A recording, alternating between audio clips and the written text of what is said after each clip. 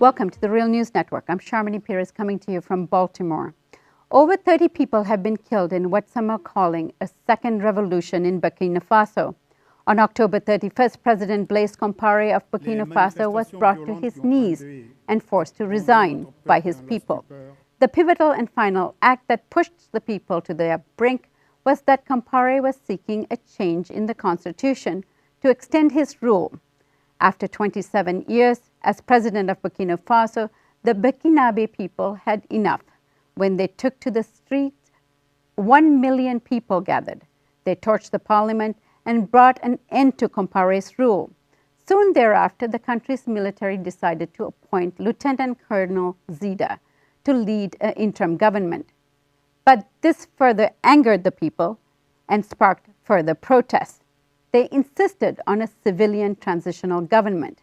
Joining me today in our Baltimore studio are Paul Sankara and Nyaka Lagoke. Paul is the brother of the late president of Burkina Faso, Thomas Sankara, the revolutionary Burkinabe military captain. Paul Sankara studied at the University of Ouagadougou and lives in Washington, D.C. now. And Dr. Nyaka Lagoke is a specialist in African political affairs, development, and Pan-Africanism. He also founded the revival of the Pan-Africanism Forum. Thank you both for joining us today. Thank you very much for the opportunity. It's a pleasure. Paul, let me begin with you. Give us some context to the lineage to the present. Okay, what's happened to Burkina Faso brings us to pay a tribute first to the people who has been assassinated. More than 30 people, as you pointed out, and we just want to join to their family and say that they didn't die in vain.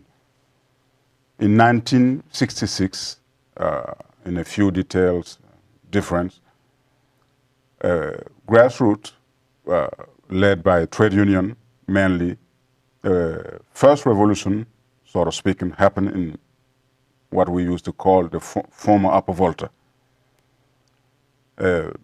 So the third revolution, we should say, in Burkina Faso last October is not a sudden movement. It's a summary of what's the social, political fabric has been done decades and decades before, whether it is the students, trade unions, leftists, military officers, and the civil society. Combine it to the willing of Blaise Compaoré's regime to change the constitution after 7 years to be a candidate in 2015. On top of that, people were fed up also because of the really expensive level of living in Burkina Faso, except for quite a few people, Blaise Compaoré's families and those who surrounded or member of his regime. So it's the combination of all these factors that lead the youth mainly joined by political organization to say enough is enough to the Blaise Compaoré's regime. Now, I guess nobody can claim that they really, through the analysis, so the pace and the speed, that's the denouement will occur. So we were really surprised in terms of how quick and how fast it happened. But yes, at the same time, we knew that something will happen because it's he reached the deadline, really the way that people cannot accept. Were you really surprised? I mean, you are someone who's very connected to what's going on. A million people don't come out on the streets just unannounced. Somebody was organizing. You must have known about it. Yes, but let me tell something that I often hear about Burkina in general. They really not quick to react, taking time like a slow engine. But when it started, this social engine, political engine, nothing can stop it. And it looks like they give me the proof of the evidence that people have been studying on the population or the sociology of the Burkina. And yes, I was really surprised. I knew something will happen because they said no to the Blaise Compaoré has a new candidate in 2015 after 20 years in his power. They didn't say no to his political party, the organization. They said no to himself as a new candidate for next year. So, Nyake, what is the makeup of the people that are turning out? What's the class base here? Oh, okay, like Paul said, Burkina Faso has a history and tradition of revolutions. So January 1966, January the 3rd, I believe. correct. And the second one, August the 4th, 1983, Thomas Sankara. And now we have the October 2014 revolution. This one, it was done by various groups in Burkina Faso, political parties, and then which was the arena of political parties was reinforced by people who defected from Blaise Compaoré regime in the beginning of the year 2014.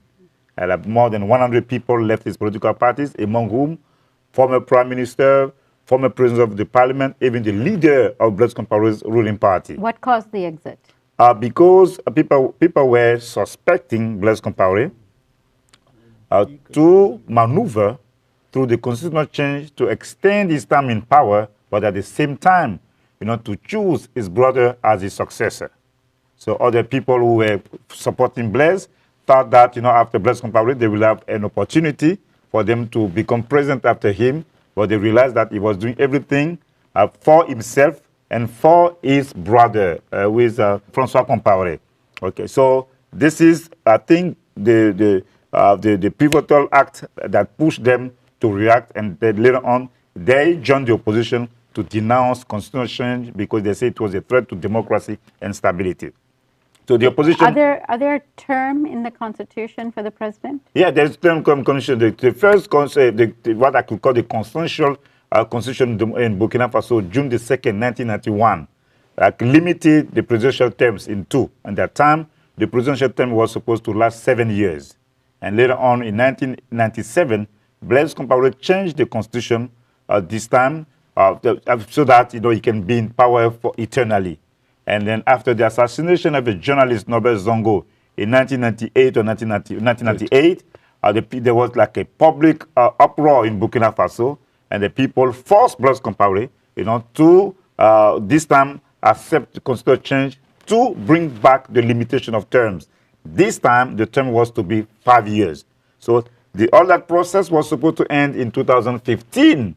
And now we saw Blaise Compaoré for the last 2 years trying to maneuver again to change that limitation of term for him to be in power eternally. And this time, the people of Burkina Faso said enough is enough. And then to answer your question, groups of people, political parties, unions, women, and farmers, all of them were part of the process of the protest against Blaise Compaoré. But among that galaxy of protesters, we have to put emphasis on the youth movement.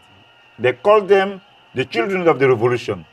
Many of them were pioneers when Sankara was alive, and some of them never knew Thomas Sankara. Through books or documentaries, and they learned about him. And then they were educated by some people who have a political consciousness, but who were singers, or who are singers. Smokey is one of them, he's a rapper. Sam Skaloja is a reggae singer, and many others.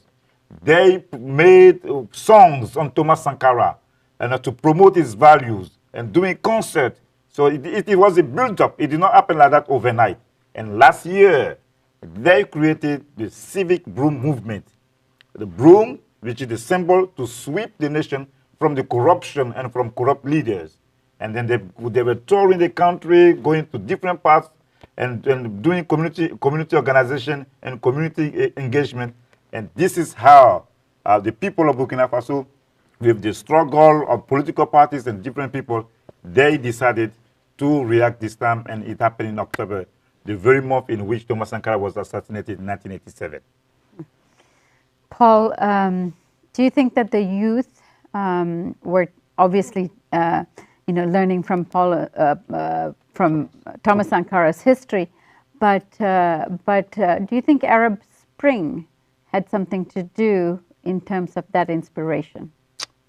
Without doubt, because that's a global level of this impact and what's happened in Burkina Faso last October.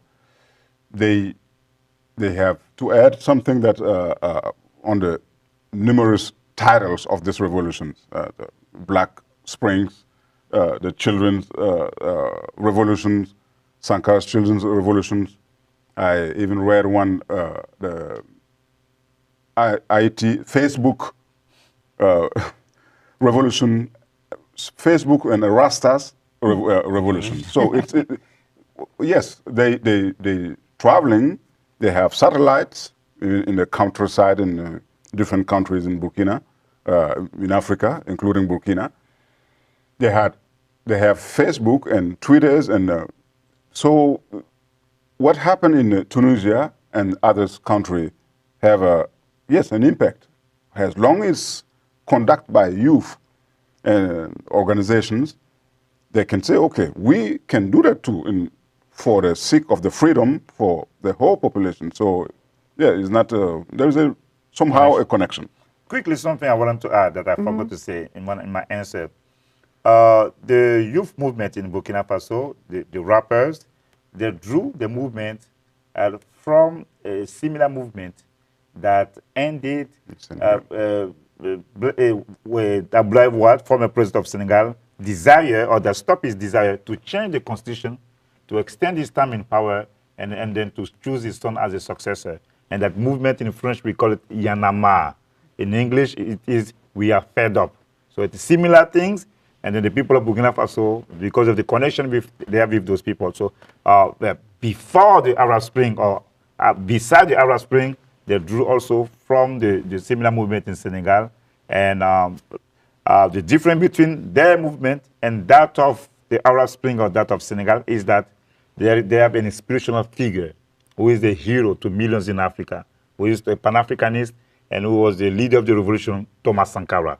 And then his values came as a catalyst, to bring different groups of people together. And that's why that revolution has a particular echo. And also, because Blaise Compaoré was the puppet of the imperial system, and because of the weight he had in the region, and being demoted or being ousted was a very important thing. That's why there is so much buzz about Blaise Compaoré.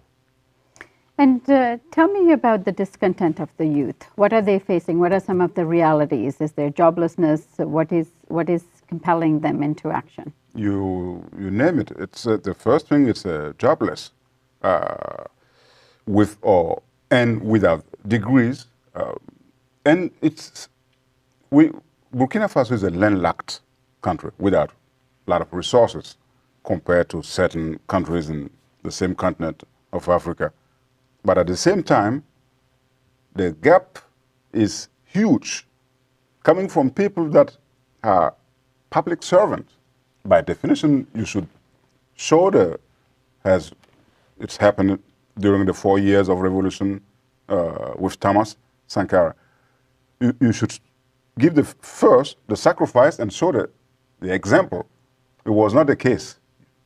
Blaise Compaoré, his brother and mother-in-law of his younger brother, and such of couple of hundred people used to live in front of people like they don't belong to the same country. You got people who don't have access to drinkable water. The electricity constantly cut off because of we don't have any energy, but they are in a city called Ouaga 2000, which is a ghetto, that's how I call it personally, a ghetto for rich people. Built in 2000 has the name indicated, Ouaga 2000, Ouagadougou 2000. And by 10 blocks or a little bit further than that, they have people, as I said it earlier, that don't have water or electricity. So this kind of conflict of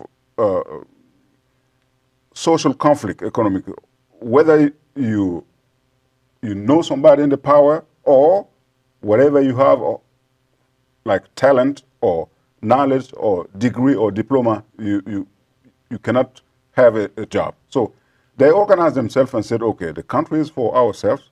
Let's put equality, equal justice, social justice, and no one is above the law. Yaka pointed out one of the crises in 1998 with the assassination of the journalist Norbert Zongo. We had pretty much the same crowd, a little bit less, but anyway, that was in the same mind of organizing themselves to say no. And he succeeded, Blaise Compaoré's regime, to calm the anger that took place for 2 years in Burkina Faso. Yeah. So it's combined, and they didn't fix anything that can put a social justice or a balance between the different social layers. It's what's your name? Are you member of the political Blaise Compaoré's regime organization his party or not? Otherwise, you out of the system. That's why million and million people said, okay, no, we need justice, social justice, and we need equality. What is the opposition party look like? What are the politics of it, the alliance with the people, and this revolution? What is the nature of that relationship? The you have different political party in the whole galaxies, to use a term that Nyaka used. Those who are in a right wing, sort of speaking, and the leftist one, they have contact with the people, but honestly, the real organization that had in few years the contact, at least with the youth and the rest of the people, that's the broom of the citizen, le balai citoyen in French. Through their talent as singers, and don't forget the third one, who is a lawyer, 3 leaders and maybe more from this organization.